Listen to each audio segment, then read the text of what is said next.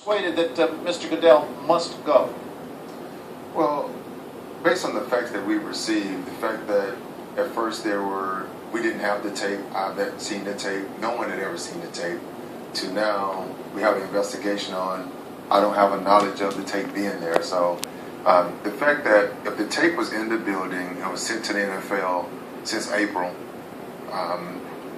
why is such a lag? That's the biggest issue that I have. Someone that has been so harsh and so swift to deliver out punishment on embarrassing the brand, protecting the brand. It was all about the shield, and I understood that. So from a business perspective, if you've lied about something as simple as having the tape, and now it comes out that you've had the tape, whether you saw it or not, that is not the issue. The issue is you should have seen it by now, because if TMZ can get the tape, surely the NFL could have gotten the tape as well. And I think, Adalius, that's one of the things that is worrisome to some people, because since Mr. Goodell took charge of the NFL in 2006,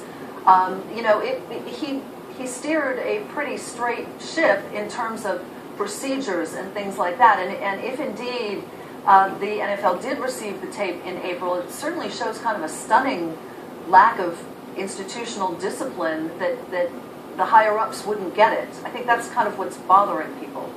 Well, again, $78 million is the amount of fines that he's given out to guys since 2006.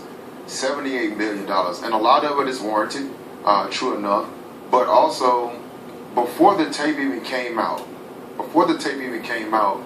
Roger Goodell said, I got it wrong on this. Mm-hmm. So if you believed in your system, was it because you had pressure from the women's group? Was it because the perception of the league, of outsiders and women? Or was it because you had actually seen the tape and already handed out your judgment and then went back and like, okay, let me correct it and do damage control? For me, either way it goes, I think that the accountability for someone that's making $20 million a year, I don't think that's a mistake that you can blatantly and intentionally lie to the public, lie to the fans, as well as your boss, as well as the NFL owners, and expect to be able to get that back. I think the trust there has been lost. Has been lost. All right. Adalius, thank you so much for spending time with us. Thanks, we really appreciate it. Thanks for joining us. Joining us now from Washington is Washington Post reporter Cindy Boren and Sports Illustrated managing editor Chris Stone. Welcome to both of you. Cindy, weigh in on this. I mean, you made the point in some of your comments that the people who hired Mr. Goodell are the people who are going to have to fire him if indeed they do. How much support does he have from the NFL owners?